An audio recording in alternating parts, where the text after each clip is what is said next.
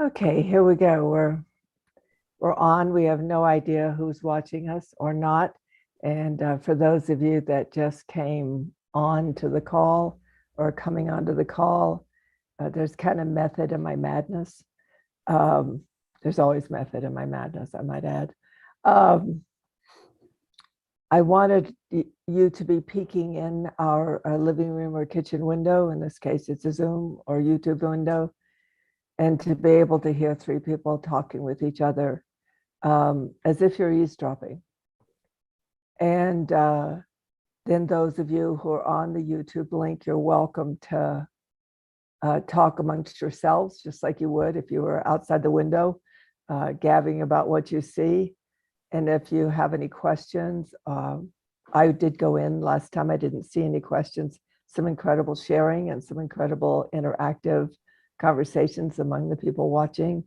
And so keep it up. The Creative World started because we don't have any natural settings anymore of tribe that where we can sit down and storytell and share about where we've been and what we've seen. It always reminds me of Ireland. Ireland was a little island out at the edge of nothing, and yet people from all over the world came and sat with the druids and the people there, and they had a huge wealth of knowledge. In fact, they stored knowledge when the Romans were taking over the Celtic lands and taking over so much of the known world.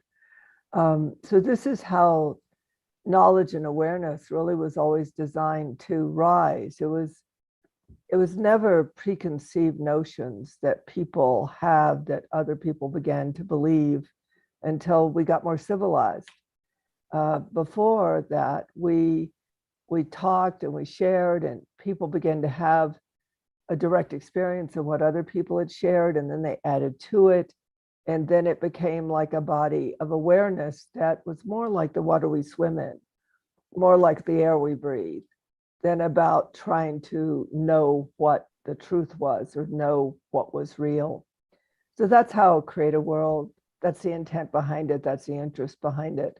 And I'm really happy to be with Michael and Heather again today. And I'm just going to turn it over to whoever wants to start, just whatever's been present since last week or whatever's on your mind. And let's just begin from there.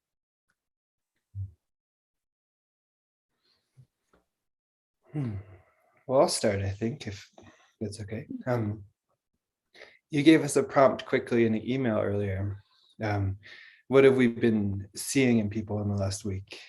And I heard you before we started the call speak to depression in the field. And the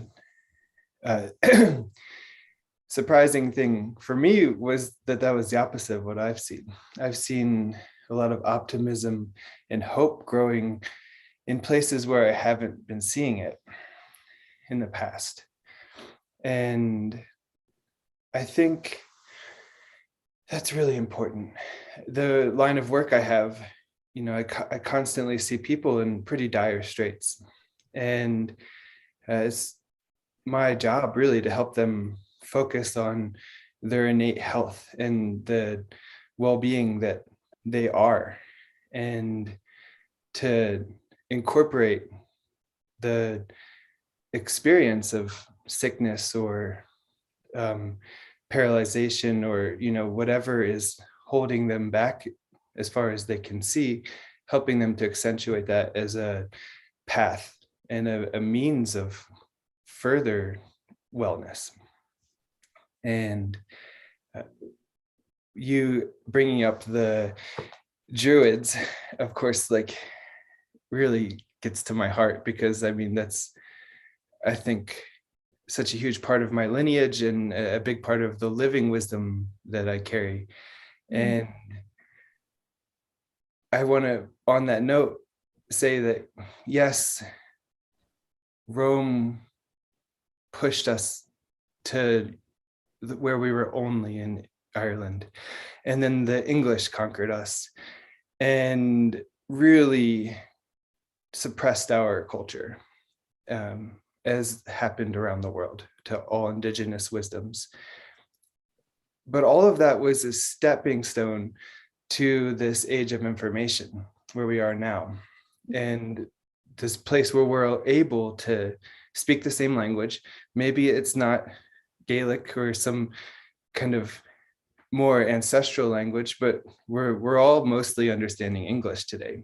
And we all have these technology devices, and now information can stream again. And now people like you creating these oceans of wisdom that people can swim in. There's a rapid change happening. And we're going from this part of history where it's been darker, darker, darker, darker, to a brightening and an exponential brightening. And there really is reason for hope. And many of the things that we see as bad or wrong, if we can reframe it and see that there's opportunity there, and that everyone is bringing a truth and a wisdom, and that the conveniences of life that have crippled us have also allowed us a lot of freedom, and that there really is a bright dawn and a lot of possibility. So I guess I see a reflection of maybe what changed in me in the last week. Maybe I've been more optimistic, and so I've seen it in other people. We tend to accentuate what's inside of us. There's these sayings from the Vedic scriptures. They're the great sayings, would be the translation of the Sanskrit word. And one of them is Tatvamasi, thou art that. And typically people translate that to thou art Brahman, thou art God. But really, truly, it applies to everything. You see a dog barking, and maybe it's barking at you. Instead of responding in fear of like, oh gosh, that dog is barking at me, you can ask yourself, how am I a barking dog? You see some scandals in politics and realize that there's the essence of that, that's you. You see a beautiful tree and flower, you can realize also that that's you. And so I think there's really a shifting of consciousness that is our ability to heal. And it's something we have to constantly cultivate. We can tell story after story of oppression and misdeeds and point fingers out at the world. But there's also story after story of resilience and beauty.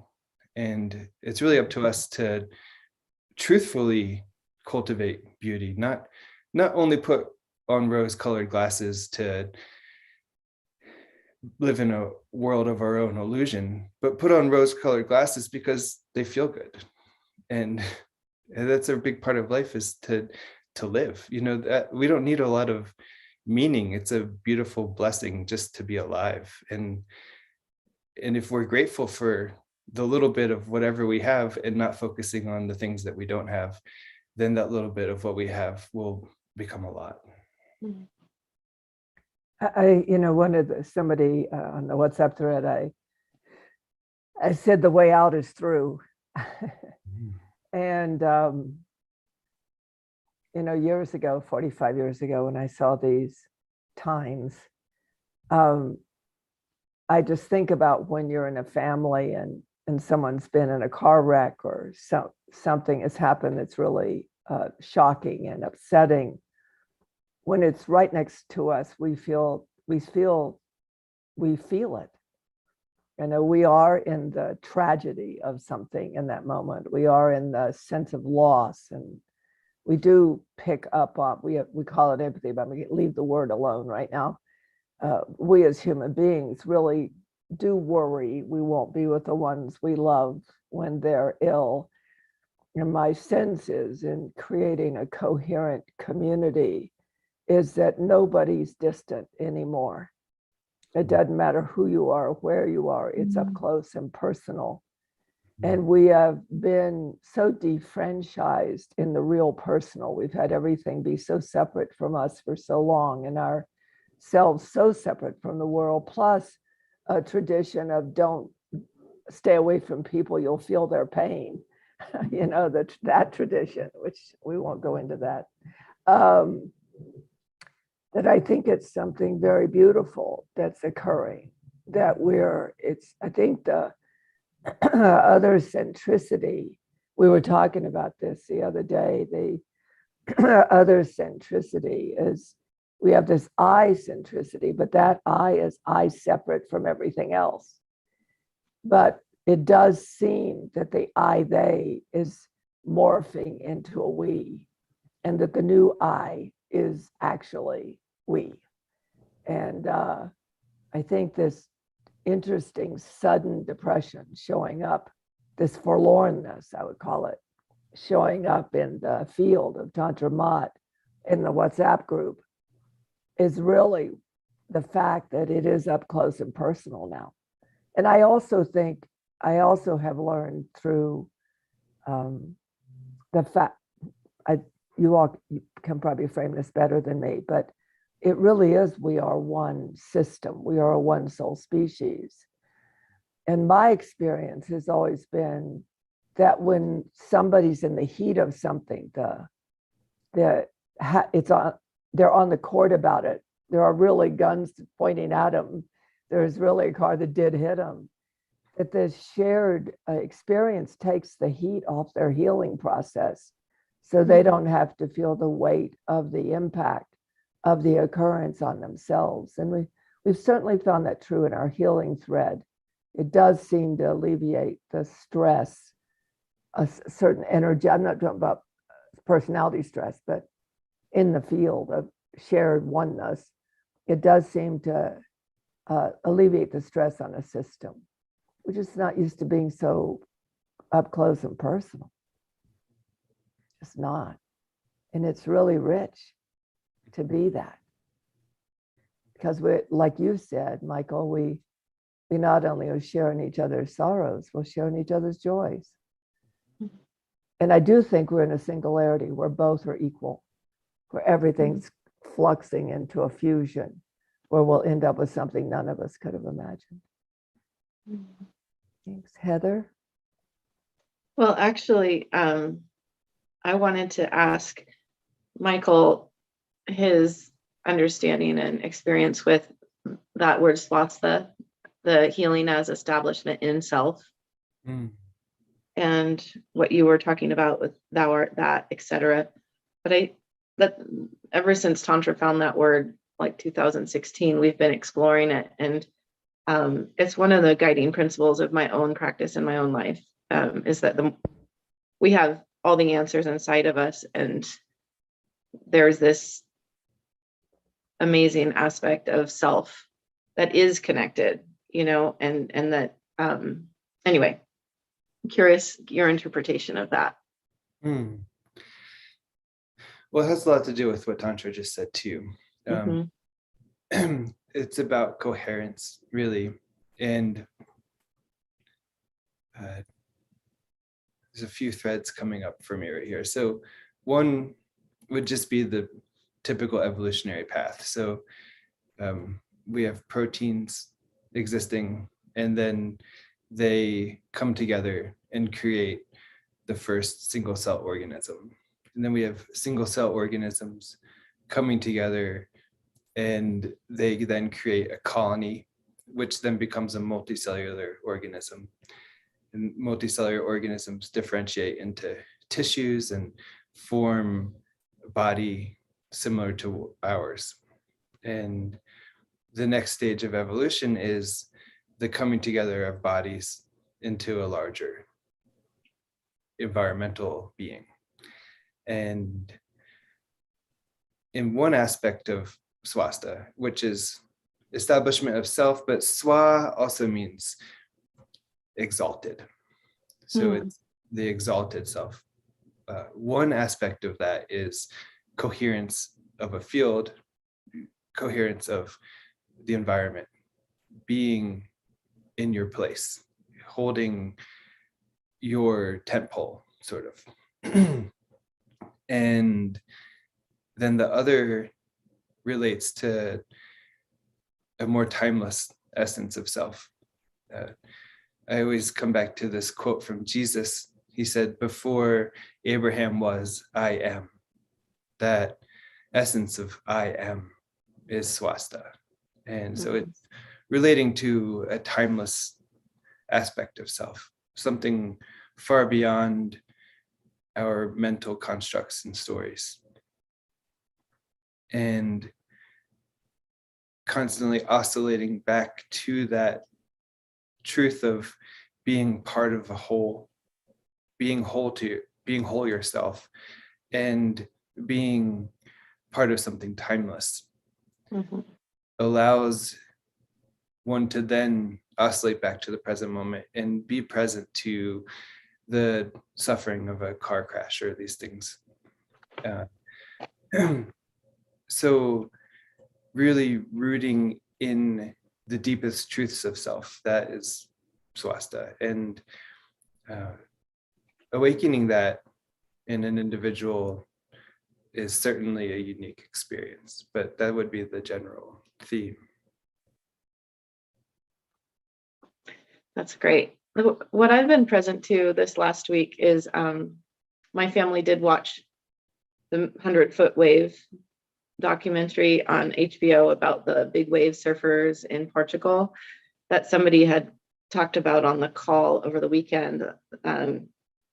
And we had just finished some time at the beach where my kids did a lot of boogie boarding and really loved being in the tube.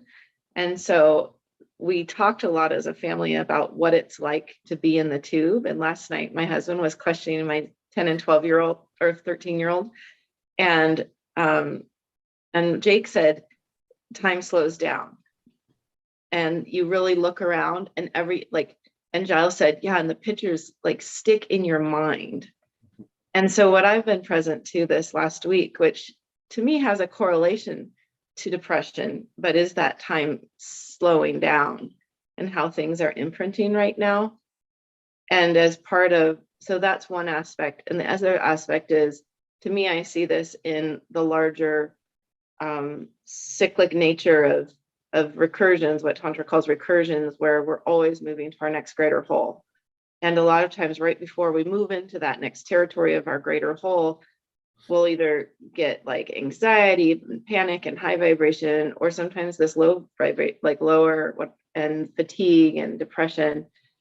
So those are things I wanted to bring in. Cool. Yeah, well, I'm a surfer, so yeah, that I worship that experience. I mean, I don't know if I can. Oh, I have too many messages on my phone to show you the. Here you go. So like, there's. Oh wow.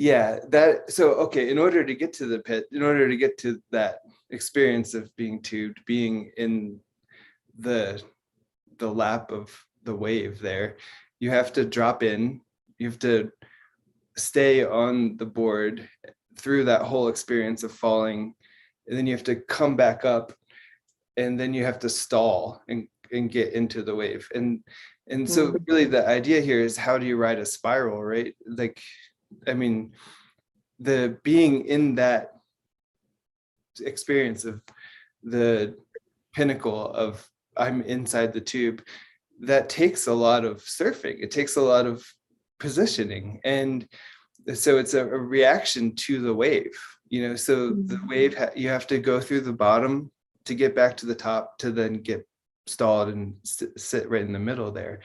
And that is our life experience. Certainly we have to go down the face, and we might face plant, we might get tossed, we might get held underwater for as long as our oxygen can handle, and we really might even die. But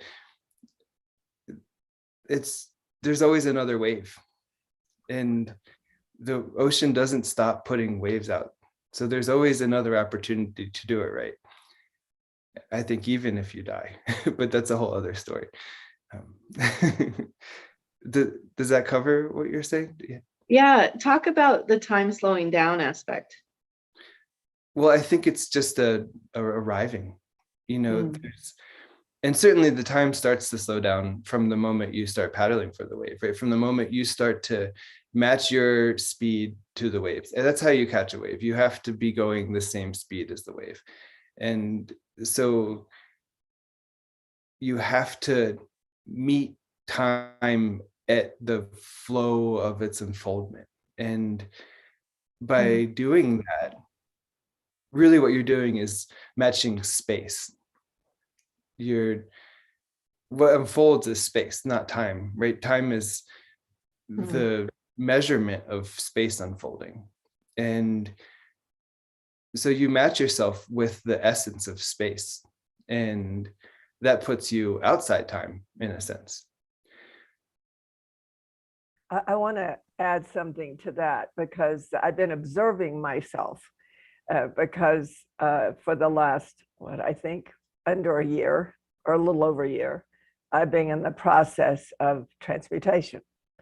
So there's a tremendous amount of patterns that are not from my past. And so I've been in the unknown a lot and not able to apply anything known to the unknown, where a lot of times there is the capacity to apply the known to the unknown. But I really was fascinated at the patterning in the WhatsApp thread of the field of Tantra Maat, because if you looked at it, I would say they couldn't get off the board, but they were hitting the wave and their system was stalling. And it was associated, interestingly enough, all three events, people sharing it, it was also associated with someone who had died. They didn't know they died, like an ex-husband. It was associated with, I think, a daughter who suddenly called and her mom and said something. So we have this part I just shared about the empathy part. I mean, we just shared that. But I'm doing this body of work the first weekend in April for this very reason, because just mapping myself, which is valuable, I was observing the deep grit of this kind of feeling like, I don't know if I can do the words, like, oh, I know how it came to me. It was like, it was okay for me to die because just making money one more month was too hard, all this list of things. But when I looked at the systemic nature of it, not the chatter, when I came out of the chatter, I had to laugh because the systemic nature of it was, what do you do when there's nothing left to do? What do you do when you are riding the wave, whether you like it or not? And I was laughing because I thought, wow, I may just take, between the times I am scheduled to do something today, I might just meditate, not fill it with doing. And for me personally, I've never seen the value of meditation, usually because I do my grocery list and solve the problems of the world and figure out everything I have to do when I get done from my hour or more at a meditation. But this is a systemic conversation. This isn't a personality conversation. And I could feel, wow, my system would really like that. It would really like to bundle up and go outside and sit in the chair and be with the sun. And so I think anything either of you have to say about it and what you're paying attention to. See, I do think the body is in charge now. I think the personality is the effect of what you said, Michael. I think the body's perky. And I think we're misinterpreting its systems. I think we're, basically, I would say depression means stop, be, relax, meditate, empty your brain. And I find it fascinating because my interest in these conversations, and also not to get a truth, but to literally map what our bodies may be doing now that we're having a direct experience of, not a belief about something that we hope we experience sometime in the future. So just over to you all on that. And I am going to do that, by the way. I'm going to go sit out and bundle up and stare at the dragon. Well, that is the shift. That is I am. That is swasta. Is recognizing there's nothing to do but be. And sure, we do have groceries to buy and such things, certainly. But the things we need are really not as much as we think. And nothing we need more than being. And our being is those two threads I pulled out before, the timeless soul essence, the deeper self beyond personality, and the many trillions of multiple selves that are our cells, our CELF, our self. All of those sacred little beings that comprise what we think of as us, recognizing the exalted sacredness of each of those cells and the exalted sacredness of our essence coming through and creating a coherence within that cellular organism. Those two streams coming together is our personality, but oftentimes our personality is so caught up on its own storyline that it is missing those two aspects. And so many of the healing processes or techniques that I give to people are really just ways to kind of trick that, what we call the monkey mind, the primitive thought process, perpetual thought process, to just kind of step aside and let the soul self and the cellular self, both aspects of self, to be in their exalted state, which is their natural state, which occurs in moments of flow state, when we're in a wave, that at that moment the mind is shut up and we are connected. But we don't need the mind to shut up to do that. All we need to do is to see the mind also as wave phenomenon. I always use the analogy of a river. Like if you go and sit at a river, you don't watch one drop of water and just follow it all the way until it's out of your view. You just let the whole stream flow. And I think that's what life wants to be. It wants to be a flow and a stream. And so if we follow thought after thought after thought, we're actually blocking the flow. And thought is another stream. It's another fluid experience. And if you can just sit back and watch thought like a river flowing, then you disassociate, but in a really healthy way. You disassociate from all those stories, and then you're suddenly just sitting there at the bank of the river where you've always been. Just one aside, because there are people that are going to be doing timeless time with me. It's amazing to try to advertise something nowadays. You just can't. So what I do is just make dates with time, because that's really, there's no way, whatever mind we've been operating in, it does not operate in a let me tell you what's going to happen method anymore. It really isn't be here now, whether we like it or not. But what I love about what you said is I was thinking about sending something out, except the truth is I don't have any idea. We'll be in the unknown. But what I did see was that I'm fascinated to see what happens in the personality matrix of consciousness when we're dealing with adjusting, I would say, ourselves to how time works now.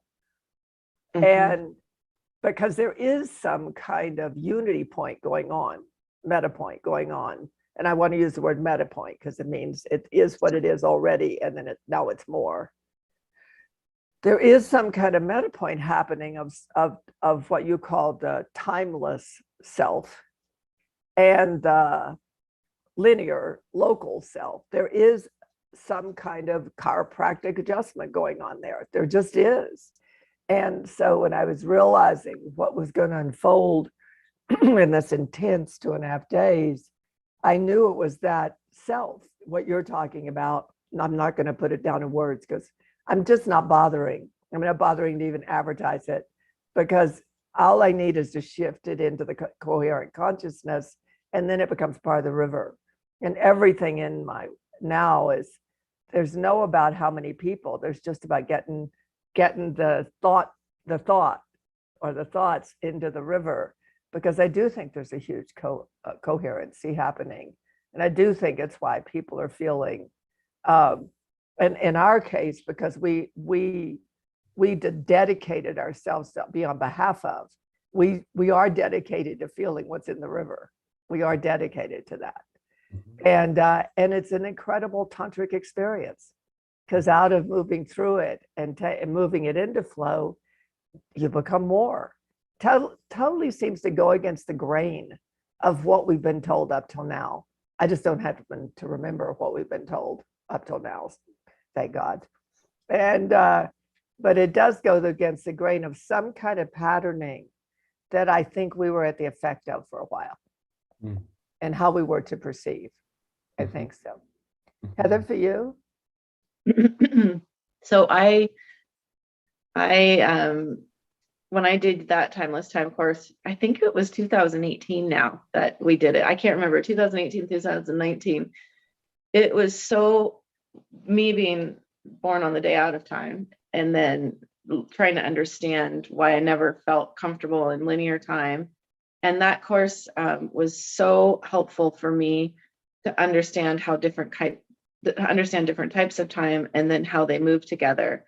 And that's what I see. I think that's what I was really paying attention to when we were talking about being in the wave with my kids and watching the movie. And, what led me to ask the question of Michael is that it seems like we do have access to these meta point moments right now where we can shift through different types of time.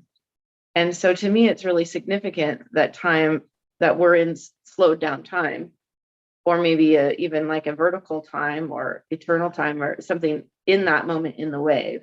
And there's something that is occurring, I totally agree, in the human body that is able to make that shift with more awareness. And then I think going back to the last week's call about finesse, I think there is a certain finesse that is emerging by us becoming more like it's in the consciousness now. But then also for me, I have to learn about it. Like I love the mental aspect and learning the mental frameworks of, say, different types of time.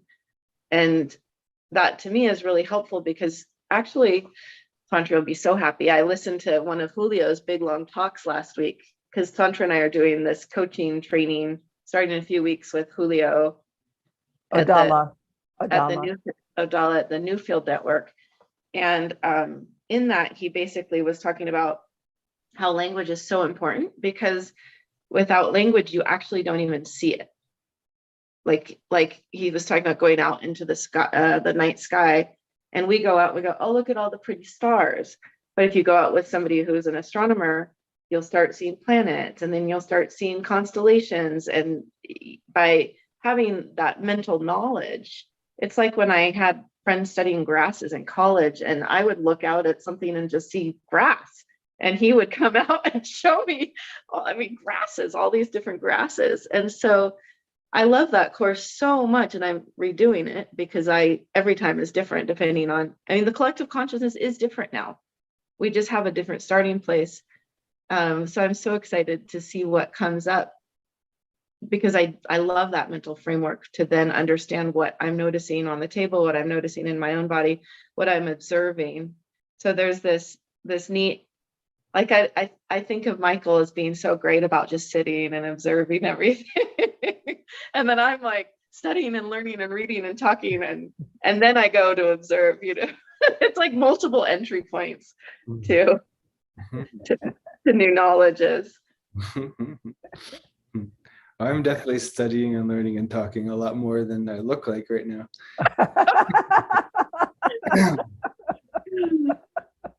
Ways. Yeah, so just to encapsulate a couple of things you both have said.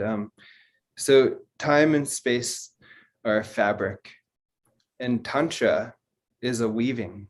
And so in order to accomplish that aspect, that siddhi, that superpower that Tantra represents, that being a meta point represents, is being the point, being the needle. If you can actually become one pointed, then you can thread together everything.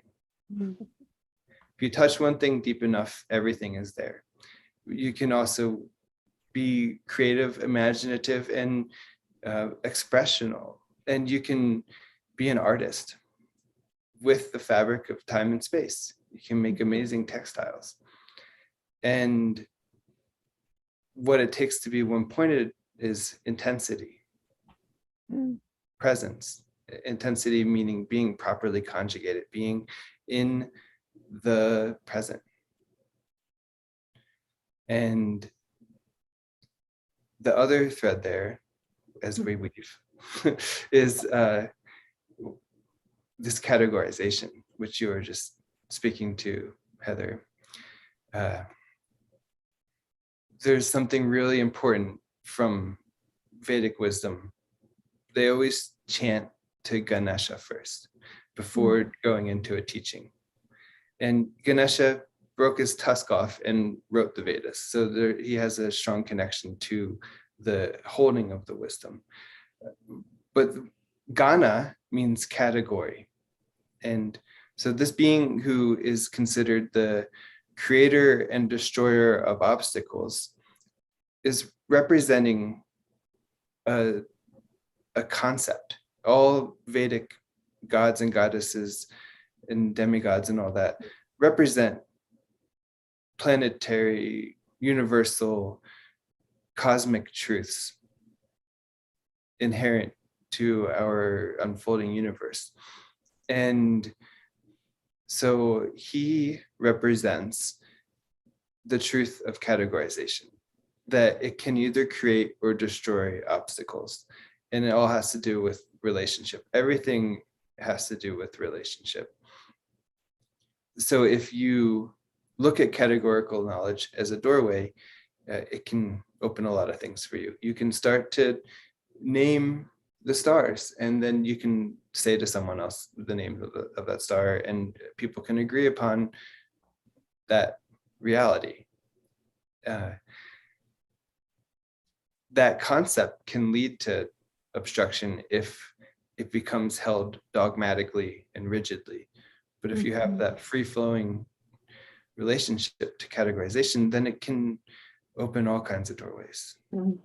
And that's, a big part of, I think, any teacher, is to find a language that others can agree upon and use that relative categorization to point to something beyond categories. And just to go back a little bit further to something Tantra said, there's a saying, when the student is ready, the teacher will arrive. And I think it goes inversely, that when the teacher's ready, the student will arrive. And we needn't be so caught up in advertising and these more scarcity mentality, old paradigm ways of being.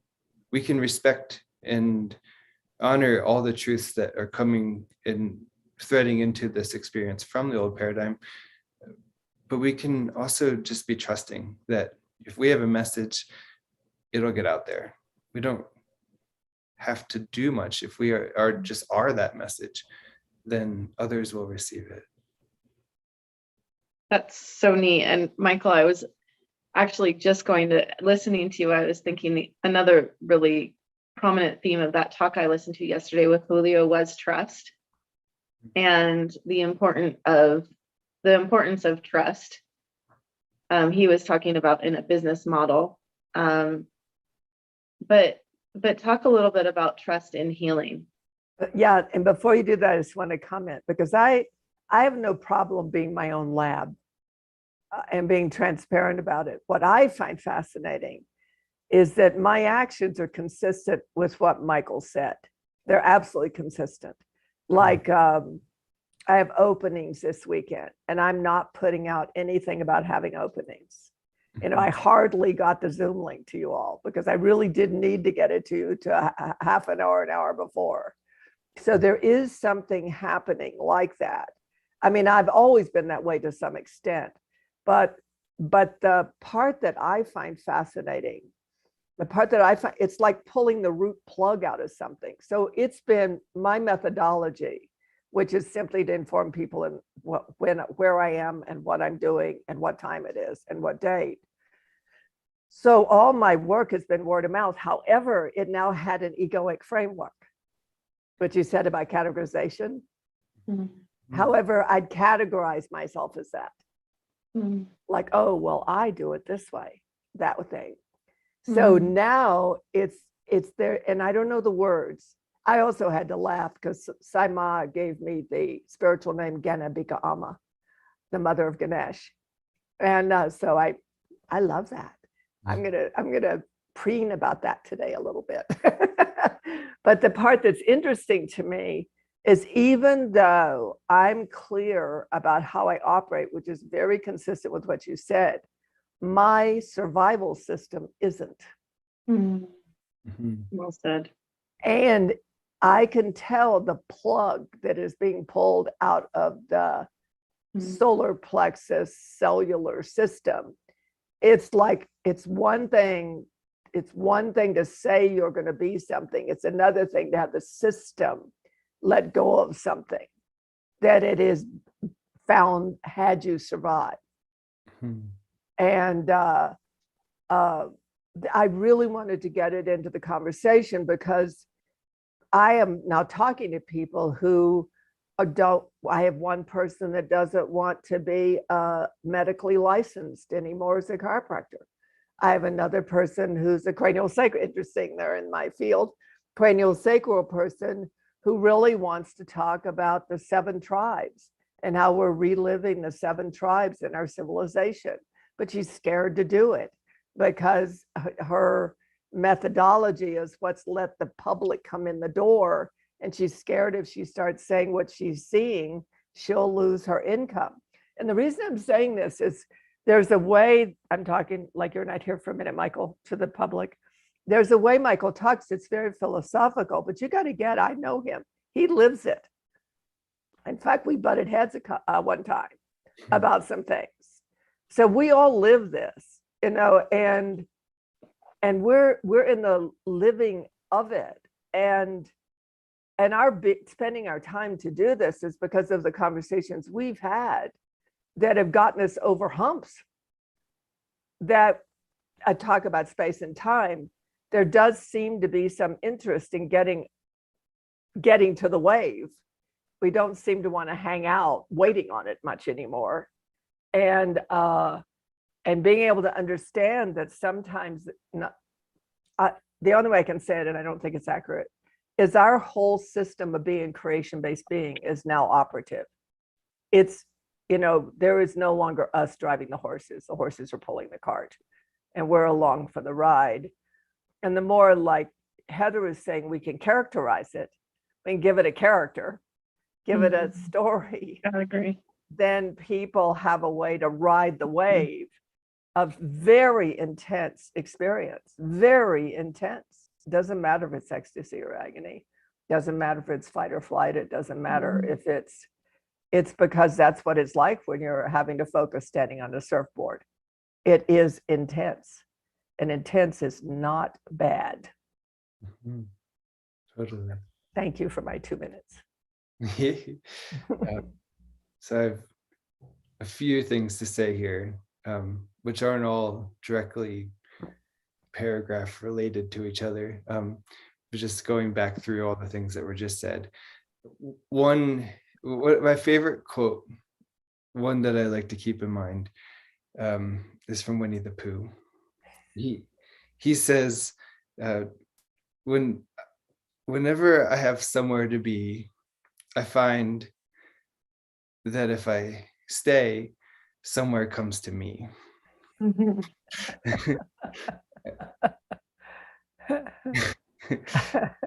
and so there's something here that you're talking about, which is that which seeks you, that which you seeks you. The magnetism, the horse pulling the cart. There is already an attractive aspect to things. Things want to come together. It's just a universal principle, especially at a quantum level. There is a connectedness between all interrelated things, and all things are already interrelated. So there's a networking that is already in place that we can plug into. Then another thing, to go back to the concept of faith, well, that you can test yourself, but that is something that's actually scientifically verified. So that's one aspect of faith, right? Is direct perception, recognizing that something you might believe in is true. But what comes to mind here when you speak to faith,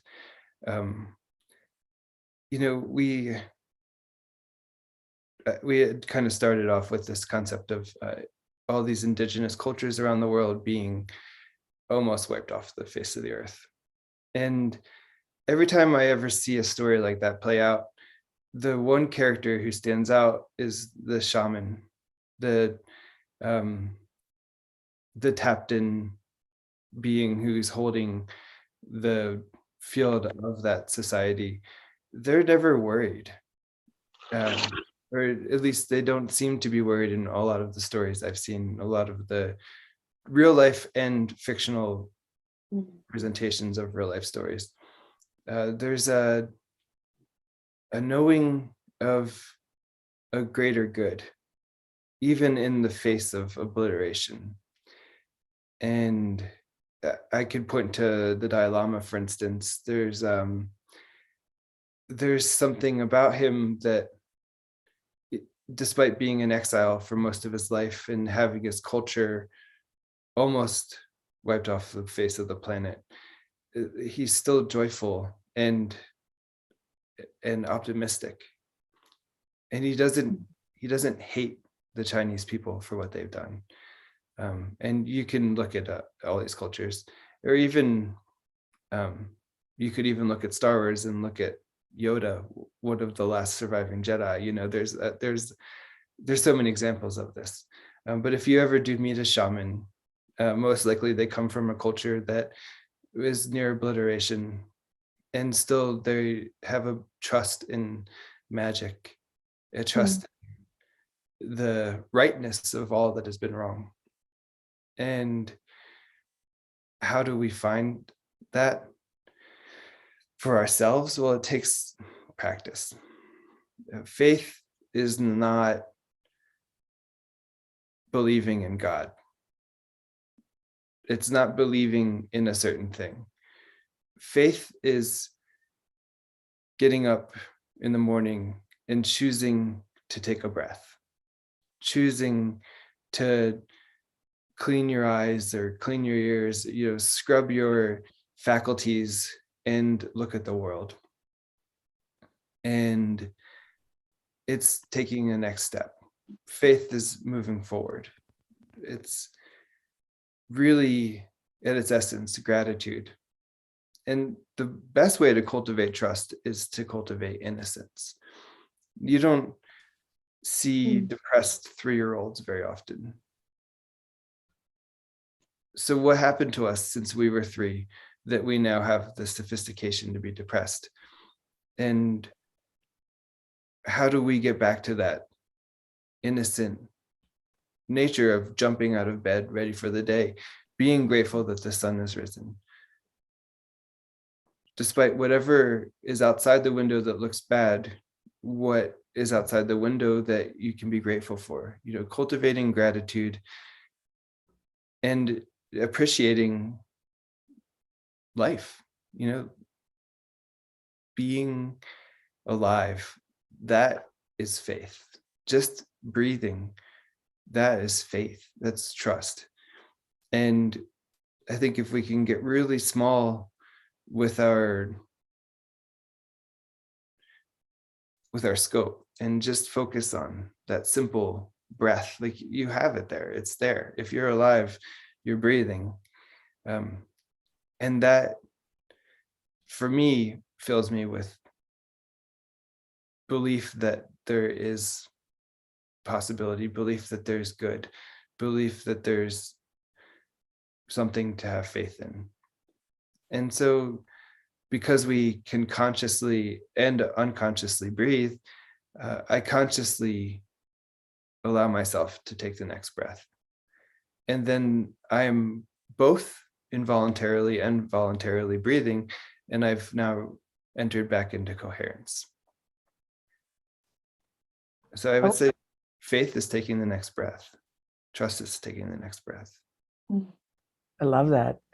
I want to hook into what Heather was asking, and to both of you, because I want to go back into the conversation intensity. A lot of us, a lot of human beings have a fairly strong doctrine, Michael, at least the people I seem to interact with, of what you have spoken about. I do, however, so kind of a key of if our next breath is our generative spirit of faith and trust, that alone starts to calm the body down. What I'm interested in is when Heather said that, and I think I said it, I'm going to say it right, and correct me, Heather, if I'm not. How do we translate all this into a person's relationship with their body? Because the body seems to understand intensity a lot more than we do. I'm diagramming it out. In case you all wonder why our head goes down and you see. I always take notes. She always takes notes.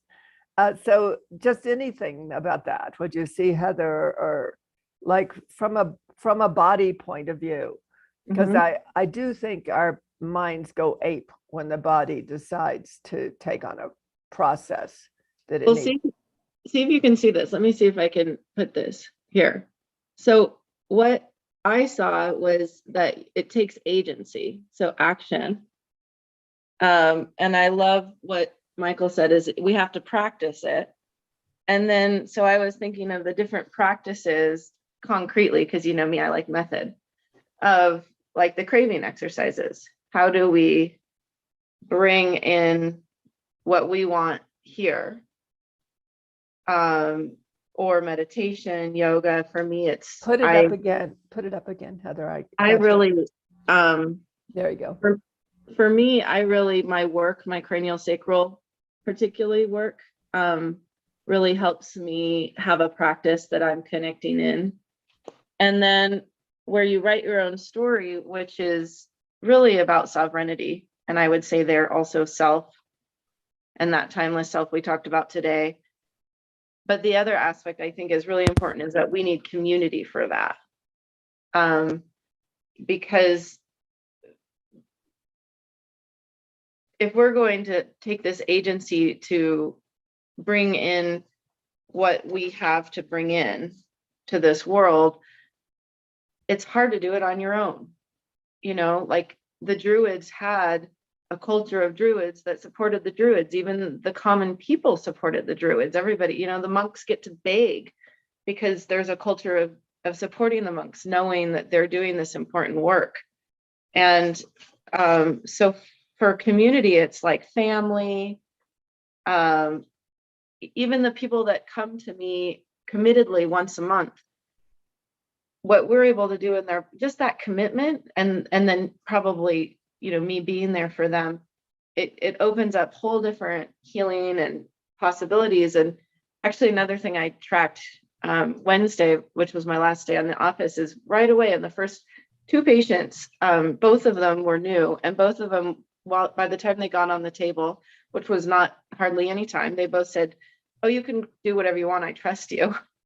Because I'll ask people, do you want a chiropractic adjustment in addition, if I feel they need that. And so that theme of trust has always been really present in my practice. But yeah, it's fun to think about what in your life, like what's the practices in your life that help you write your story, and then how do we have community support around that? Yeah, and family support, Yeah. spousal support, all of it. Mm-hmm. Yeah, that one's important.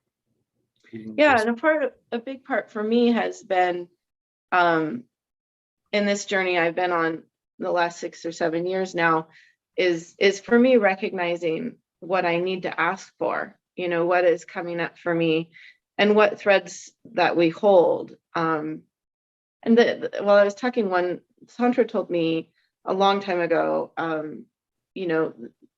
that she said, there would have been a time that your heightened sensitivity would have been really honored by your community, and you would hear a calling, or you would just say, I need to go out, and that you'd go out and you'd have your time with creation, or collecting herbs or whatever it is, and then you come back to the community, and the community honors you for that kind of downtime, that maybe depression that you go into, that you need to go explore, and that you would be held in esteem in the community for needing extra time and space sort of to just be you. And so I tell that to patients all the time when they're, particularly women, when they're being really hard on themselves because they're having a really hard time and they're truthfully not asking, we're not asking for the time and space we need, or we're not honoring that time and space that we truly need. I mean, one patient I told recently, maybe you need 2 hours away from your 2-year-old every day to just be quiet, and we see that as a deficiency and a weakness, and actually our culture does too. But what if it were our real strength, and we really own that with sovereignty, so that when we come back to our families and our community, at least we're filled up, and they recognize that, even if you can't always share all the knowledge you gained while you were kind of out. So it's interesting to be in this conversation. I don't know if I can frame what I'm about to say, but it's going to be an awful lot of fun to try.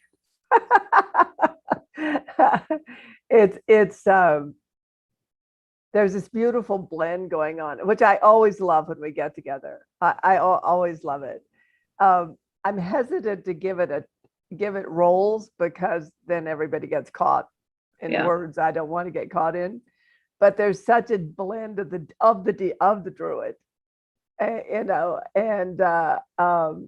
the healer, and the mystic. And the shaman. There's really such a blend of all those archetypes of human consciousness. It's always available. I always forget it till we're all, the three of us are talking, and I forget the hunger I have for that, which is actually why I'm, we can say we're doing a coaching class, but truthfully, we just want to hang out with Julio, and we're willing to pay money for it. That's really the bottom line.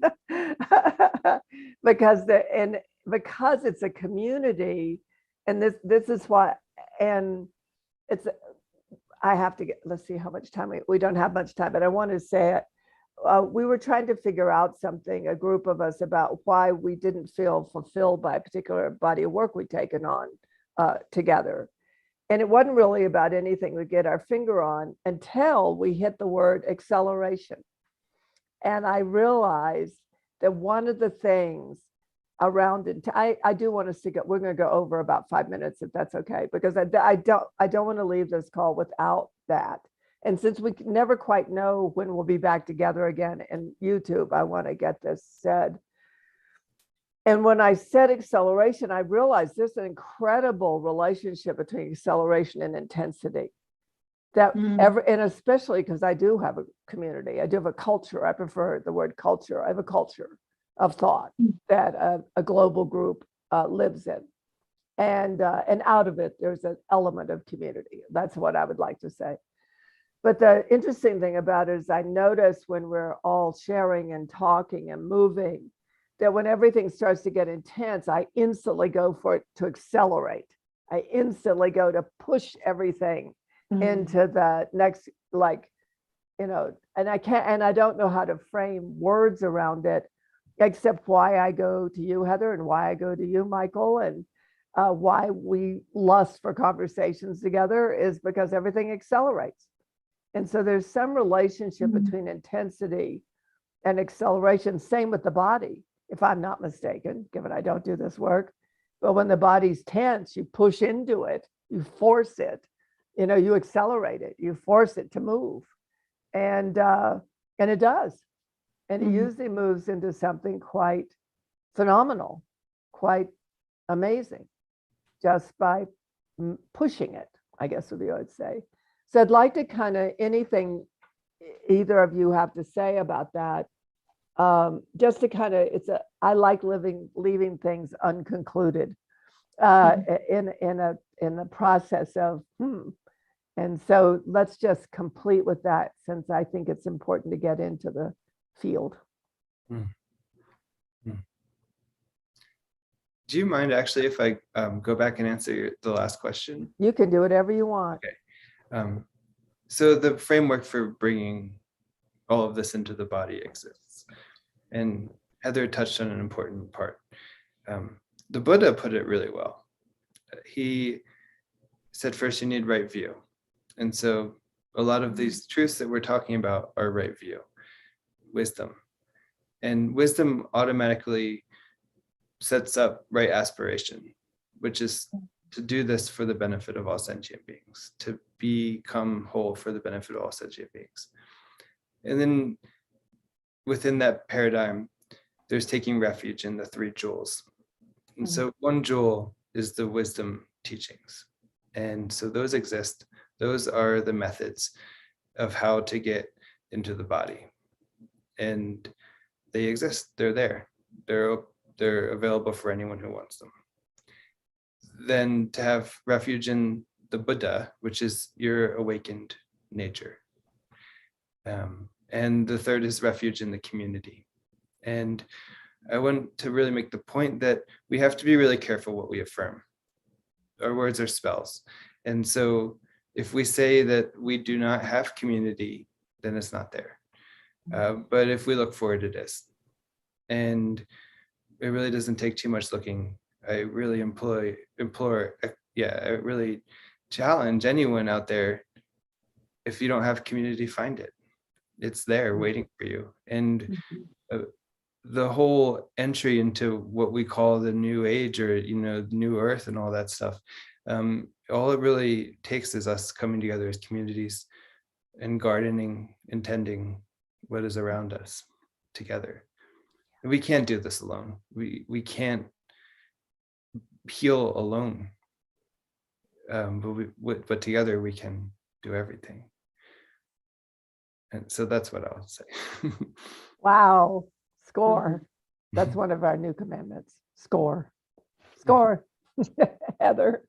Yeah, I'm complete. Yeah, great. Great. So thank you both. As I scale and as things become intense, it's beautiful personally to have you out there, or in here is probably more accurate, or out here maybe is even better. And I look forward to what we're creating together, and who we're being to the world together, and who we're being to the world individually. And I look forward to the people who get to be on these calls, being able to accelerate with grace and ease into their next greater whole. See you